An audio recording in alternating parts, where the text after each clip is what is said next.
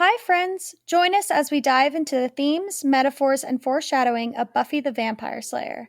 With both a spoiler and spoiler free analysis, there's something here for everyone. We are your hosts, Leah, Sarah, Tabby, and whether you're a new viewer or a longtime fan, welcome to Becoming Buffy.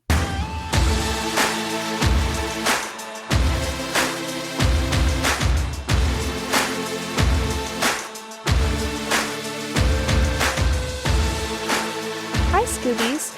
Welcome to our second part of Faith, Hope, and Trick, the episode everyone has been waiting for in anticipation because we're just such brilliant women who have such good ideas.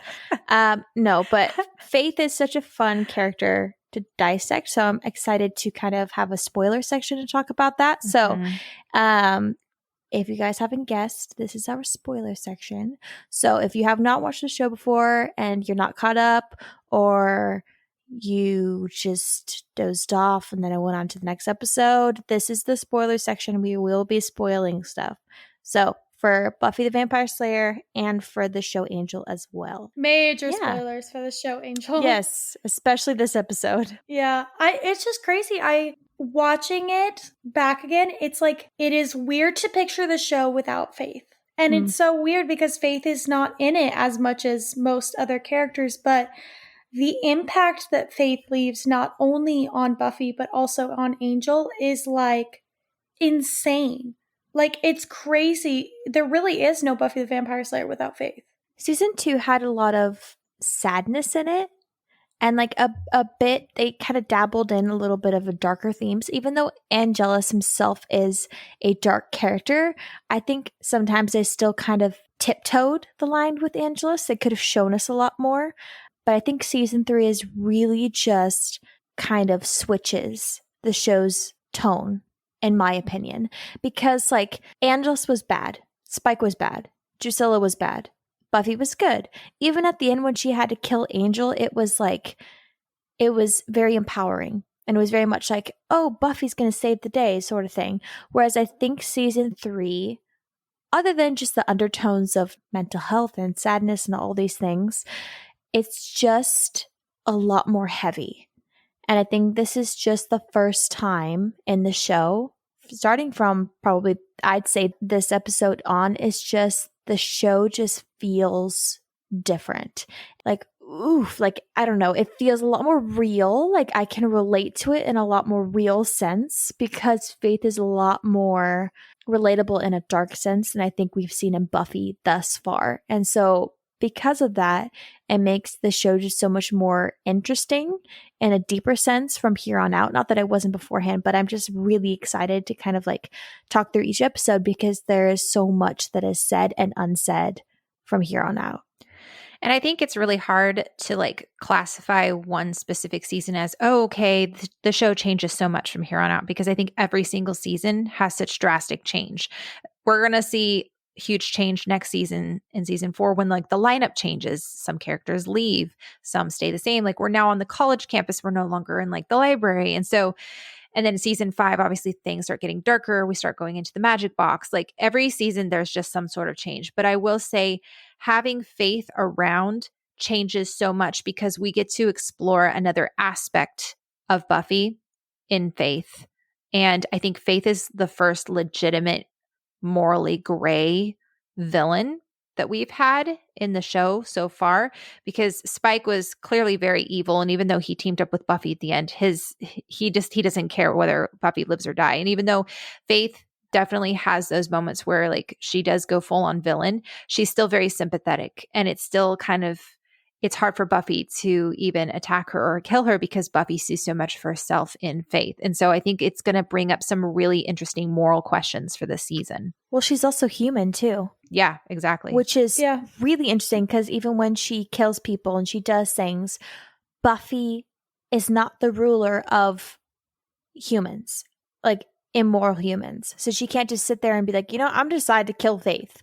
Like, and that's what makes the season so interesting, is because it's like, if this was anyone else, if there was any other demon, she would have to kill her. But it's like, what do you do when it's a slayer, for one, but then also a human? I don't really remember. I think we've shared a little bit of our opinions on the show Angel. Me and Tabby have only seen the show Angel once all the way through, and I do think at some point we're going to need to rewatch it and go through. But if there is one thing that I highly recommend about the show Angel is watch Faith's crossover episodes. Yes. Like, I already liked Faith's character. I thought she was interesting. I thought she was like just such a complex character, but I didn't love Faith's character until I watched her on Angel, and I just was like, wow. It really just elevates her so much. Like, it has just become such a beautiful story, and it just changes how you view her completely. So if there's anything that I can tell anyone about like Buffy to do extra, it is watch the crossover episodes on Angel because they're monumental in her story. Yeah, I remember when I first watched Buffy season 3, I didn't like Faith. I actually didn't like Faith for a couple of rewatches, simply because Same. she's just supposed to be, she literally was created by Joss to be Buffy's shadow self. So she's initially created not to necessarily be a character that you're like, oh yeah, this is my favorite character. It was only because of Eliza Dushku's charisma that over time they decided to keep her in longer, and they realized they actually had a story here, and you start to see her being more relatable. But I just see, even though Faith is broken, even though she has trauma and she's reacting out of that, she does some very vindictive, evil things, and she's very jealous of Buffy. And it's hard to see her hurt Buffy in very highly personal ways. And so, because I'm so protective of Buffy, I kind of don't like anybody that hurts Buffy and Angel specifically. And so watching Faith kind of trying to move in on Angel, even though Angel doesn't give her the time of day, watching Faith kind of be like, oh my gosh, like feel entitled to everything that Buffy has worked hard for without even Riley. or Riley. Yeah, season 4 Faith. No one talks about that. Can we just say that? No one talks about that. I know, I can't. I know. And no one talks about the fact that she, assaulted Xander too. Like, I think that Faith is given a lot of grace in some areas that I think she should be called out for, because her arc is so good and we do actually see redemption, and that's not to take away from that. But yeah, so I just did not like Faith when I first saw her. And it was very jarring in season 7 watching her come back being like, wow, this person is very different from the season 4 Faith that just took off. And it wasn't until 2 years ago when I watched Angel and I finally saw those crossover episodes, and I was like, oh my goodness, I should have seen this a long time ago. And so I wholly agree with you, Leah, that if you're going to watch anything, that I think it's good to watch Angel because it is part of the Buffyverse and it does fill in a lot of gaps and stuff. But I think Faith's arc in particular is very needed to understand the impact of season 7. Speaking of season 7, I thought it was funny that Joyce kind of foreshadowed season 7 when she was talking to Buffy, and she was talking about how she was like, if there's one Slayer, can't there be like another one so that she can do your job and then you can retire and all this stuff? And it's just funny because I know a lot of people have their differences about how they would have wanted the show to end. I personally really, really love the ending of the show, and I think that it is so beautiful for Buffy. And I just like to see little hints like this where even before season 5, which was the original finale, that everyone kind of wanted Buffy to have freedom. Yeah. All right. So since we're already kind of talking about Faith, we'll kind of go into that a little bit more. It's really interesting how Buffy canonically throughout the seasons never really liked the idea of having a second Slayer. You can see her kind of bristle when Kendra comes around, and then she kind of warms up to Kendra. And then Faith comes around and Buffy bristles again. And then it's kind of like, oh, hey, they bond a little bit, but there's always some sort of unspoken tension. And I do think over time that Buffy does learn to depend on both Faith and Kendra. And I think there is this understanding and this bond that both of them have a situation and have had a destiny thrust upon them that literally no one else can understand. And it's interesting to watch the show sometimes because there's this narrative of, oh, there's only meant to be one of us, and that's why we never got along and stuff. And I love how the show blows that out of the water in season 7, like you're talking about with Chosen, Leah, how it's like, hey, no, it's not actually because there's only supposed to be one of you. That's a huge patriarchal thing that they've said, oh, there's only supposed to be one of you. Girls don't get along because, bunch of garbage. No, it's because you set it up to say, hey, you have power and you can't share that power. Like they set up the system to make it so that girls would be at each other's throats, when in actuality, the power is better shared, And I think that's a beautiful thing. But with season 3, it's really interesting that Buffy starts to kind of see a little bit of herself in Faith and the potential of where she could go. And I'm really excited to explore that a little bit further, because once Faith joins the dark side, the evil side, Buffy suddenly realizes, oh, relating to Faith has suddenly become really scary, because what can I become? If I'm what Faith could be, that means that potential is in me as well. And I think that's such an interesting question. Faith's deceased watcher is the first mention in the show, besides Giles's grandmother, of a contemporary female watcher. Yeah, I wrote that down too. I was like, dude, like finally a woman watcher, and she ends up being like brutally murdered. I know, sad. But I think it's also kind of paving the way for Mrs. Post, Gwendolyn Post in Revelations. Buffy is uncomfortable from the very start by Faith's enthusiasm for slayage. Faith demonstrates her hunger for food, sensuality, and slaying. We see that in the Zeppo. And Buffy worries about Faith stepping into her shoes, which we see in Who Am I? So this episode is actually incredibly foundational for so many episodes to come. We see the Zeppo, we see Revelations, we see Who Am I? We are also reminded of Buffy's death and Kendra's deaths in Prophecy Girl and Becoming Part 1. Joyce finally learns about Buffy dying. And then also the fact that a new Slayer is called when a current one dies. Giles tricks Buffy into admitting that Willow's spell works, and he'll trick her again in Helpless. And we also learn that Xander has never told Buffy that Willow was trying the spell again in Becoming Part 2.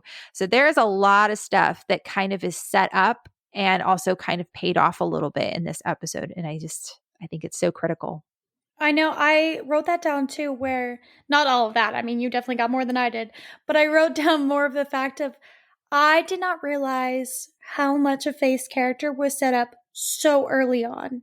Yeah. Like, you see her unhealthiness with slaying, you see her kind of rashness and her aggression and taking it out on slaying instead of dealing with it in a healthy way. And I mean, obviously we've all seen the show and we know, where that leads Faith and stuff, but it's just crazy how consistent of a character she is. Yeah, and I'm really glad they didn't go down the route of having her commit suicide like they were originally planning. I think that would have been so dark. I mean, there's so many other dark things in the show, but I think it would have kind of been interesting to be like, okay, what happens when a Slayer just is at the end of their rope to the point where they commit suicide? But then we would have had another Slayer come along.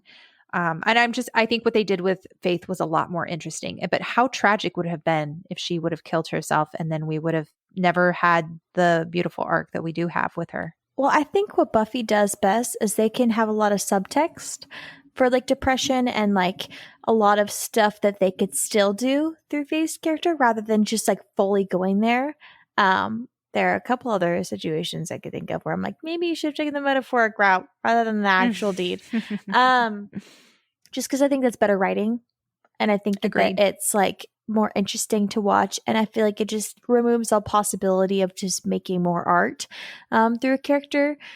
And I'm also like, at least with some storylines, I can see where they were trying to go at least. But with Faith, like killing herself, I really question what they would have done after that and what the purpose of that was supposed to be and how that was like gonna affect Buffy, what the reason was for it. So I don't know. I just feel like it would have been like just too dark, and I feel like it would have been hard to come back from that. I kind of disagree. I think that Faith killing herself, I mean, don't get me wrong, I love Faith and I love her character, but I think her killing herself would have been really sad, but I think it would have been so fascinating because it's like, you know, mental health is already such a weighing aspect that some people carry, but it's like then you add onto that like the literal burden of the world dumped onto a young teenage girl's shoulders. Like, I think that that's a very realistic thing that sometimes it would just be too much for someone to bear. The only reason I'm glad, well, for multiple reasons, I'm glad they didn't go that route is A, I love Faith and I want, you know, to her to stay on the show. I think it would have been too much trying to introduce a third Slayer into the show. Like, Yeah. I think that I like that they only did 2 because it gives you the feeling that they're not immortal, but it's not so much where you're like, okay, another Slayer. I think it allows us to see 2 different sides or aspects of Buffy. If they had added a third one in, I don't know how much They could more have done. vastly different Yeah. they could have made her. You know, like Buffy was just in the middle of this spectrum, and I think they did a very good job of showing the extremes of both sides and how Buffy kind of straddles both those lines. They make like a liability Slayer, one that's just awful at everything she does. Yeah, Makes right? Buffy's life harder. She's like, Yeah. gosh, you're just so horrible and lazy at being a Slayer. I have to pick up all the work. I'm like, what else could you do? All right, so let's talk about Scott Hope for a second, because we're introduced to him in this episode, and I always forget that Buffy has another boyfriend other than Angel, Spike, and Riley. It's Scott Hope. And we can rank them right now if you want to, but in my opinion, I think Scott Hope is a fairly decent boyfriend comparatively. But I'm curious, what are your guys' thoughts on him? And how do you feel his introduction was compared to the introductions of Riley? Or, I mean, I guess Spike's not really an introduction, but you know what I mean. I really like him, and I think he was a great boyfriend to Buffy and everything. And I like that his introduction is so random and out of the blue. And I like that they do that because I think it's almost telling us like this guy isn't permanent. Like Buffy doesn't even think he's permanent. I think it's supposed to give the feeling of he is very much a rebound, you know, which is sad. But I do like Which is sad. No, it is sad, but I like how it's done. Well, I was going to say something sort of similar. I think that the way they kind of bring him in is very obvious that he's not going to stay. And I don't know if I agree with him being a rebound. I think that she did like him. I don't think she had enough time to realize if the feelings were real or if they weren't, or if they were just, oh, we're dating. Nothing more than that. I think that he was really sweet. I don't think she was necessarily really into it. I don't think it had to do with Angel as much. But I think he's really sweet and like I really love his character. I wish that we had more of him post breakup. Or even just more of them as a couple. And this is so funny because I'm such like a Angel fan, but like seeing them together, I'm like, oh, this is sweet. I feel like I just want Buffy to be happy just like a little bit until she goes into her like really sad like Angel relationship for season 3 because they're just so tortured together. Because they love each other so much, not because they're like, being with you is awful. But I don't know. Scott Hope is like a little sweetie cutie and like I just forget that he's supposed to be closeted gay because I just don't really understand that storyline. I'm like, why did you throw this in season 7? It makes no sense to the Scott Hope we saw in season 3. Right. Well, yes. And that's Conversations with Dead People where we find out Scott told everyone Buffy was gay and then came out himself. The reason why is because the actor Fab something or other, he played on the show where he played a gay man and he was in a relationship and stuff. And that's probably like his most iconic role. And so I think when they said that he was gay, it was supposed to be a nod to the actor being on that show. I think that's the only reason they threw that in there because yeah, Scott seems pretty into Buffy. But again, you know, things change. Look at Willow, you know, maybe he's more fluid than we think. I don't know. But yeah, it is kind of funny how he's like, yeah, he told everybody you were gay. And Buffy's like, I dated that fool. I kind of wish, it's so funny because they paint him off to be so innocent. And then like an episode later for like Homecoming, he's supposed to have like asked somebody else out immediately. And then Faith is mad at him. And then later on, it's like, he spread lies about Buffy. I'm like, y'all aren't making him the same character. Like I feel like you're just like writing someone different. Yeah. Yeah. Like after they date, I feel like they just kind of did a disservice to the character. It didn't really quite make sense to me. Yeah, honestly, I don't really feel like Scott Hope is that necessary of a character in the show. I think that they could have not put him in and achieved exactly the same thing that they wanted to.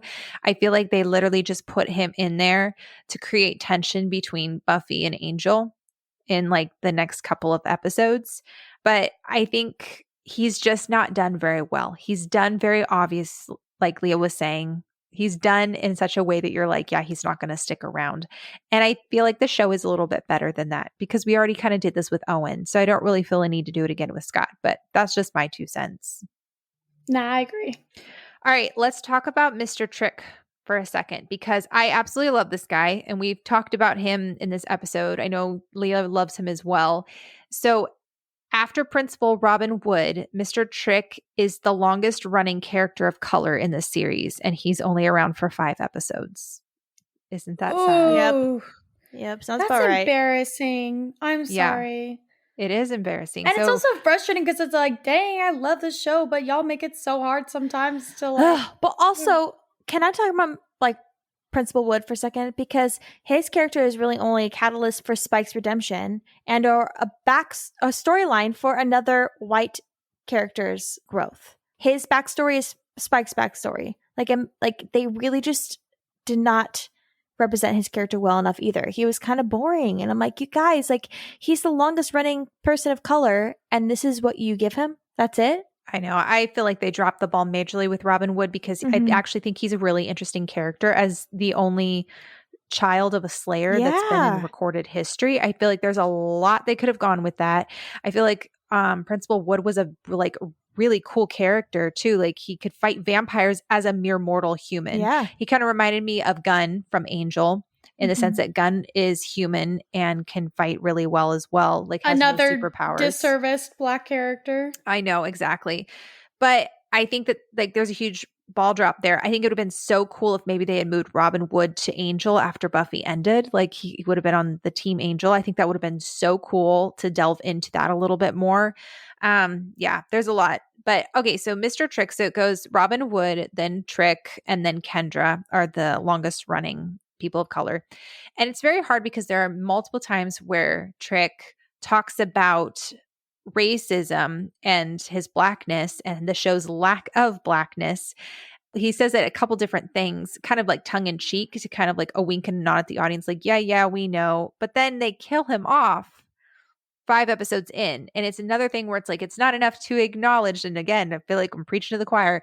It's not enough to acknowledge that there's a problem if you're not going to do anything about it. That makes you just as bad. It's not, you can't just say, oh, yes, we see that there's a problem. Wow, points for us. No, it doesn't work like that, you know? I also just feel like it's such a wasted opportunity because I love Mr. Trick. I think he's so interesting. I'm like, dude, why couldn't you guys keep him in as long as like Spike in the 2nd season? Like, he would have been fascinating. He's especially interesting because he's very different from any vampire we've seen so far. I would say he's definitely closest to Spike, but he is very, he's even more like technologically minded and futuristically minded than Spike is. So like he comes in and he immediately assesses that Kistos is going to die. That's such a hard word for me to say. He assesses he's going to die and is like, well, all right, I'm leaving. And then immediately goes and arranges Slayer Fest with a bunch of the competitors. And, you know, they use the computers and all that stuff to hunt them down. And then after that fails, he goes and works for the mayor and kind of becomes his hitman. And he's the one that hires Ethan Rayne later on down the line in Band Candy. And then he is the one that is trying to find Buffy and Faith once Alan Finch has been killed. And the reason why they killed Mr. Trick off, and this makes me really sad. I mean, this isn't, I haven't like looked this up or anything, but I'm guessing this is why they killed him off. So initially they were going to kill off Faith, as we've talked about before. Faith literally takes over Trick's job once she kills him. So I firmly believe that they were probably going to keep Mr. Trick around for longer. But once they decided to kill or once they decided to keep Faith along, they decided to have Faith take Trick's job. So therefore Trick had to die. And it just is like, we could have had both, you know? Which it's hard because I do think that Faith makes a better villain, but it's like, okay, it's okay to kill off Trick's character, but then why weren't we given another character, like a person of color, in his place? You know? I honestly think Trick was a wasted potential. I think he could have stuck around to the end. I think he would have been really, really interesting and fascinating. But I understand why, because they wanted to put the focus on the mayor and Faith. They didn't want the focus to be on Trick. But it is also kind of a really clever misdirect because Trick comes in the same episode, or he comes in season 3, episode 3, which is the same episode that Spike did. And then he kind of gets relegated to the back burner and you're thinking he's going to be the big bad. And then when he finally meets up with the mayor, you're like, oh, this is the real big bad. And then he gets killed off and Faith rises. So it's just kind of interesting how the season takes a turn that you don't expect. So fun fact, the employee that Trick pulls out of the, the burger place called? I don't even know, the hamburger place that he's eating at. His name is Zach Hudson. And he is also the monster in the episode Superstar in season 4. Also, huge missed opportunity in not making that place the Double Meat Palace, or at least making the Double Meat Palace that, like, isn't this like burger? I don't even remember what this place is called. I think it's called, I wrote it in my notes. I think it's called Happy Burger. Yeah, it's called Happy Burger. Oh, it's Happy Burger. Yes, you're right.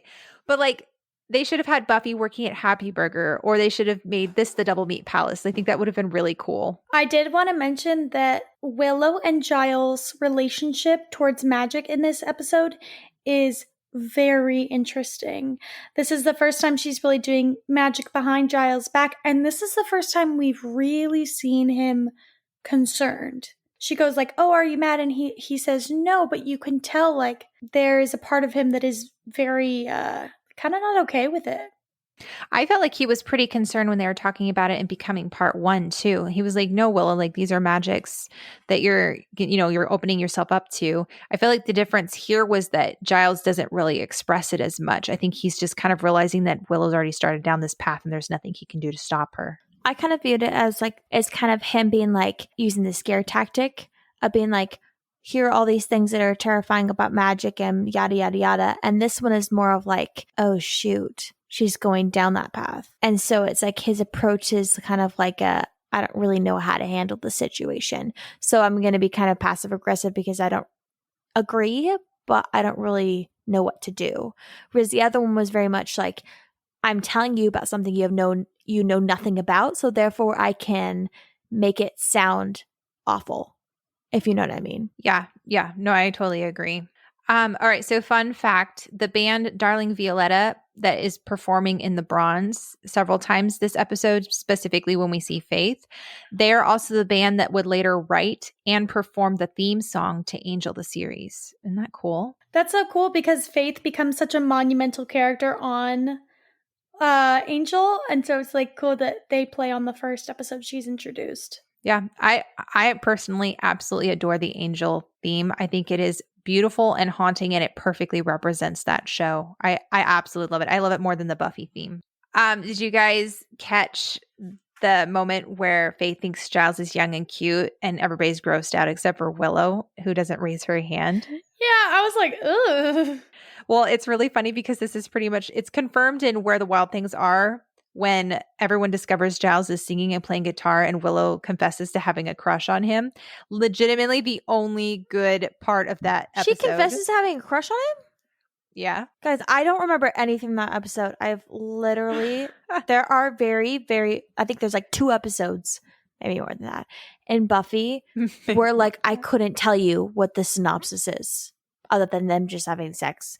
That and the Double Meat Palace, I hate them both. I can't do them. Okay. Are there any episodes that you guys are absolutely dreading talking about in the show? Where the Wild Things Are, Double Meat. I don't like Gone. I really hate watching that episode. Yeah, What's Buffy's Gone? like at her lowest there. I can't. Invisible Buffy. She goes and like cuts her hair and then has invisible sex with Spike. And then like she's wearing that awful wig and the social worker comes and it's just like thing after thing after thing. Yeah. I'm not excited to talk about the episode that Buffy gets. Seeing Red. It's it's a good episode, but it's like, it's just like painful. I don't want to watch it again. Yeah. Hell's Bells too. Actually, Hell's Bells makes me more depressed than Seeing Red, not gonna lie.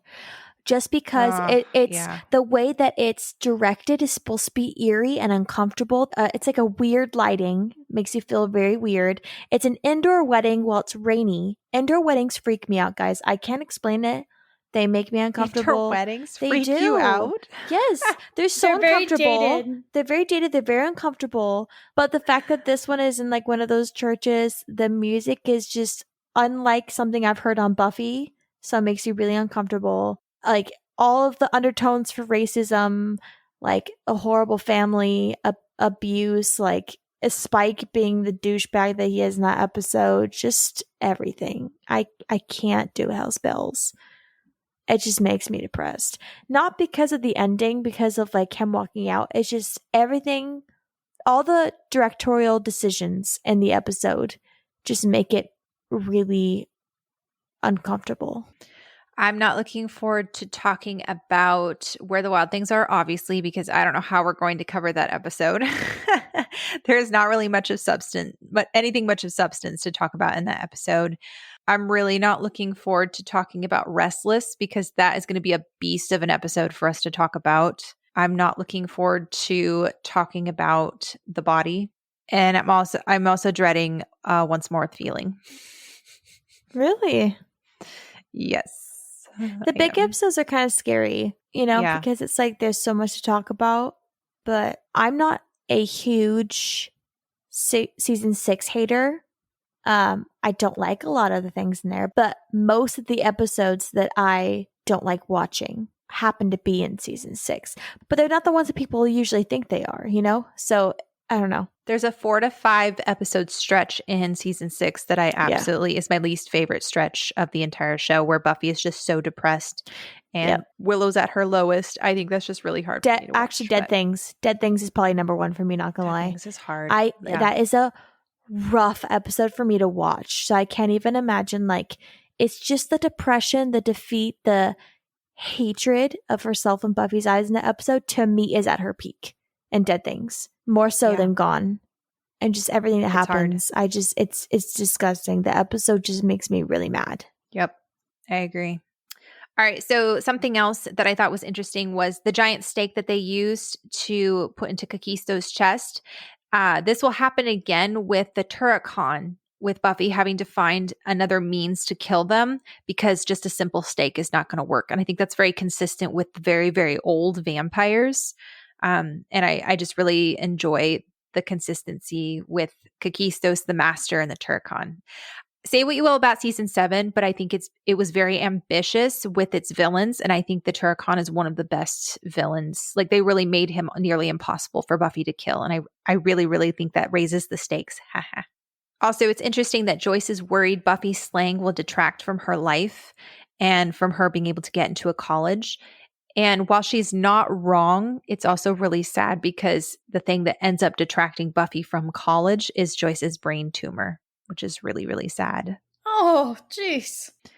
So we talked a little bit about how Buffy and Faith should never really have met because there's really only supposed to be one Slayer. But there's a big theory out there, and a lot of people see it as canon, that Faith and Buffy actually have an attraction to each other, and that Buffy is kind of supposed to be a metaphor for closeted gays, and that the reason that Faith is so jealous of Buffy is because she actually wants Buffy for herself. And so it's really interesting. I was reading a post from a user on Tumblr, her insect reflection, and she was talking about how in Faith, Hope, and Trick, the 3 important characters that are named in the title are really essential, and the most of them is Faith, obviously, and her relationship with Buffy frames the rest of the season. And she talks about how the other 2 characters, Mr. Trick and Scott Hope, are relevant in how they relate to Faith because she ends up subsuming each of their narrative roles, and that's why they're grouped as a trio. I'm paraphrasing what she has to say here. She talks about how Mr. Trick takes up the role of the little bad early on in the season and then joins up with the mayor, but then it's Faith who actually kills him and replaces his role. Same thing happens with Scott. She's saying that Scott's purpose in the show is to demonstrate Buffy's lingering guilt over killing Angel. And she says Scott that verbally destroys him by embarrassing him in front of his date and excises him from the narrative, and he's never seen again from this moment. I slightly disagree with that one because I think he leaves the narrative simply because of Buffy, not because of Faith. But she says that Faith takes on Scott's role as the doomed alternate love interest who unintentionally repeats the trauma of Angel. And her correlation is at the very end of the season, she says that Buffy kills Faith, and you even have like the forehead kiss and all that stuff in the hospital. And then they fight, and I don't remember what episode it is. It's the episode where Angel and Buffy lie to Faith and pretend like he's turned back into Angelus again. But basically saying that there's parallels between Faith and Angel and Buffy having to kill both of them and kissing both of them. So I'm curious what you guys have to think about. Let's just say specifically about Faith and Buffy having an attraction to each other. And you can just summarize briefly because we'll definitely go into this later on. I think that they kind of already set Faith up to be a very sexual character. And I think that they already kind of have made the correlation between sex, sexuality, and slaying.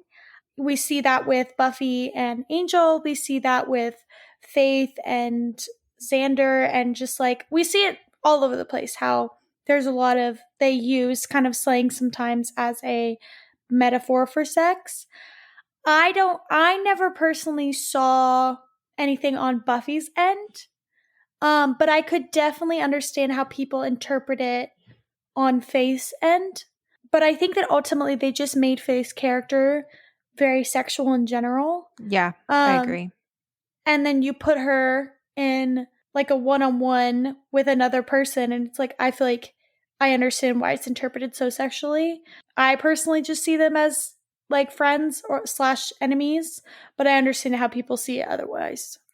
Yeah, I think you hit it exactly, Leah. I think that Faith was written to be very hypersexual.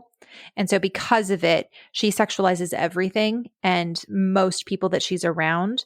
And I think that most people that say that Buffy had an attraction to Faith don't recognize the depth of Buffy's feelings for Angel, because honestly, Buffy has eyes for literally no one else in this season, with the exception of Scott Hope, the one episode that Angel's dead, or that Angel's in hell. And honestly, I see it as, it's not that Faith wants to be with Buffy, it's that Faith wants to be Buffy. Faith has a very ingrained jealousy from Buffy, and we see that laid out in this episode. I think everything that drives Faith is jealousy and insecurity deep down. I think Faith sees that Buffy has her friends, her family, her watcher, and she knows that she has nothing. There's also another side to it where Buffy has also seen Faith weak, and Faith does not like to show anyone weakness. And so I think that there's a sense where Faith resents that Buffy sees her as weak and has seen her as weak. And so she feels like she has to project this certain persona around Buffy in order to make up for that. Season 3 is really interesting in the sense that, like we talked about, how we're going to explore more of Buffy's dark side, but we only kind of just tap into it, and it will be explored more in depth in season 5. And I think it's interesting that Faith talks about how like slaying makes you hungry and horny. And I think that is very canonically correct, because we see, Surprise with Angel, Harsh Light of Day with Parker Abrams after she slays, the Iron Team with Riley, Where the Wild Things Are with Riley again, Smashed with Spike, Gone with Spike. Obviously, there's other. Is the Iron Team the one episode that makes you die laughing? Yes, it's like that. That scene is the most motion. Uncomfortable. It's so uncomfortable. Weird. And I'm not one of those people to be like uncomfortable during like sexy time on television. I'm just more of like, nah, I just skip it. I'm not like uncomfortable watching it. But like that makes me so who directed that? Who did that? Which one? So uncomfortable to watch. The Iron Team, it's the one where like they're slaying and then they do like the montage back and forth of like Riley and Buffy like come close together and having it's like slow awkward sex. It's the most uncomfortable where he like thing. takes her boot off of her foot and like it's supposed to be like super romantic. But there's like literally no chemistry. The title's weird too. The part for me is when he's standing with his arms just spread across and she's just kissing his chest. It's the most uncomfortable thing I've ever Yeah, and then she like licks his finger. Oh gosh. So weird. Yeah, I know. I'm not looking forward to that in season 4. But I will say, so my point not bringing up all of this, I'm not just trying to like, okay, let's talk about all the times Buffy had sex. But it's interesting that in Buffy versus Dracula, Buffy patrolling at night instead of sleeping with Riley implies that slaying fulfills a need that is similar to a sexual need. Ever since the gang calls on the first Slayer at the end of season 4, Buffy starts to explore more of the primal part of her Slayer nature by turning patrolling into the hunt. And I thought this was an interesting distinction. So this is from All Things Philosophical on Buffy the Vampire Slayer. They said the difference between patrolling and the hunt. A patrol is that thing where she wanders around waiting for trouble to show its demony face. A slow night is a good night when you're patrolling. It means all is well in Sunnydale. The hunt is an active search and destroy mission. Buffy wants a good slay. She seeks it out and enjoys it. Granted, patrolling has sometimes turned into the hunt in the past, and that's sort of the tipping point. Buffy has a predatory nature in her, always did, but its darkness scares her. It is, after all, the urge to destroy. And while her urge is to destroy evil things, she knows all too well it could be used to serve evil as well. And so we're going to kind of dig into that a little bit in season 3. I don't think as much as we will as in season 5, but there is definitely like an episode or two where Faith kind of tempts Buffy down that route a little bit. And I think it's going to be really fun to dissect. And we talked about this before. Part of the beauty of season 7 is that we get to see both girls share their power. And we get to see Faith has accepted Buffy as the Slayer, but she also doesn't try to take Buffy's leadership role. Instead, it's thrust on her. And as much as we hate empty places, I do think Faith is not the person I hate in that Faith is not the problem. And Faith actually comes out looking even better, because if that was season 3 Faith would have been all about that power. But she also went outside to try and talk to Buffy about it. Like, she's the only one who did that. Yeah. Faith treated her better than we any need to stop of talking about it Buffy's because I'm getting friends. triggered. I'm getting triggered. Yeah, sorry. We just did Dead Men's Party. We don't need to go back. But I think there's also another side to it too, is that Buffy needs to learn to share her power as well. And I think by the end of season 7, even when Buffy thinks that she's going to die, she's on the floor being stabbed by one of the Turrican, and the first is taunting her. Who is it that Buffy gives her scythe to? It's Faith. And there's like that moment that passes between the two of them where they recognize the burden, the responsibility of this.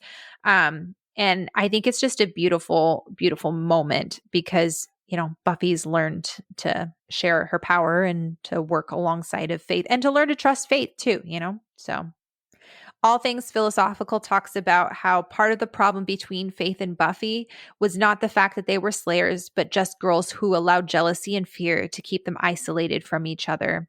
And I kind of disagree slightly. I think that's more on Faith's end, not on Buffy's end, because I think Buffy really did accept Faith with open arms, but Faith burned that bridge so many times to the point where it's like, I totally understand why Buffy was like, I don't trust you anymore.